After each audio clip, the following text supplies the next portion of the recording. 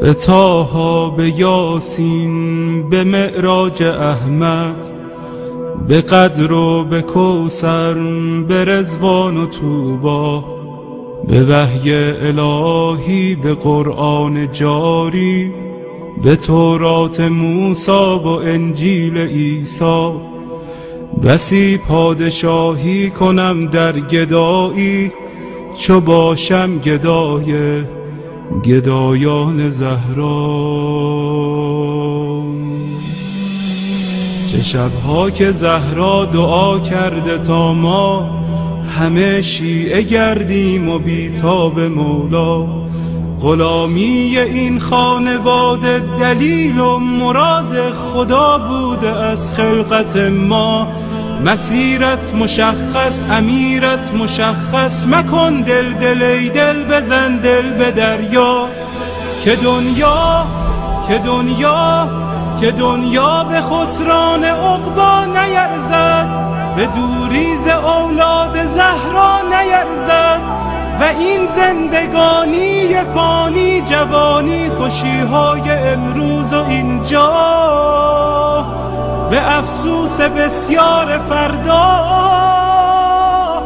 نیرزد.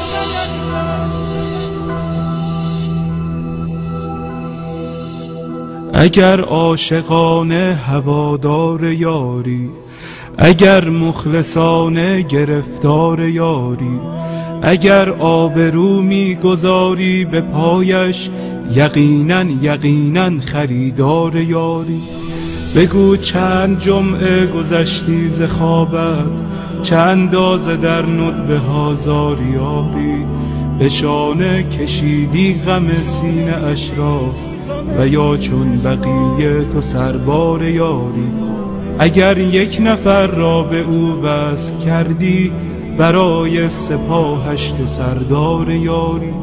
به گریه شبی را سحر کردی یا نه، چه مقدار بیتاب و بیمار یاری. دل آشفته بودن دلیل کمی نیست، اگر بیقراری بدان یار یاری. و پایان این بیقراری بهشت است،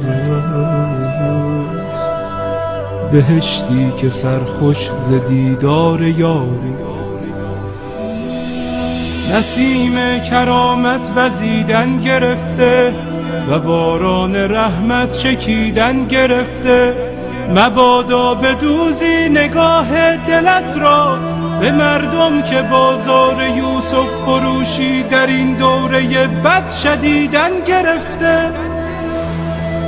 خدایا به روی درخشان مهدی، به زلف سیاه و پریشان مهدی، به قلب رؤوفش که دریای داغ است، به چشمان از غصه گریان مهدی، به لبهای گرم علی یا علیش، به ذکر حسین و حسن جان مهدی، به دست کریم و نگاه رحیمش، به چشم امید فقیران مهدی، به حال نیاز و قنوت نمازش، به سبحان سبحان سبحان مهدی، به برق نگاه و به خال سیاهش، به عطر ملیح گریبان مهدی، به حج جمیلش، به جاه جلیلش، به صوت حجازی قرآن مهدی، به صبح عراق و شبانگاه شامش، به آهنگ سمت خراسان مهدی،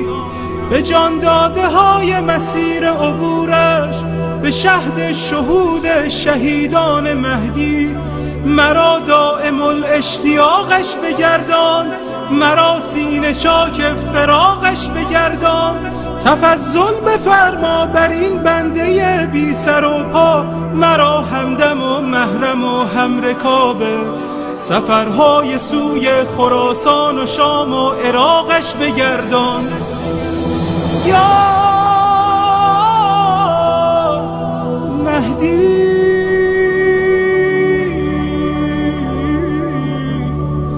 یا مهدی.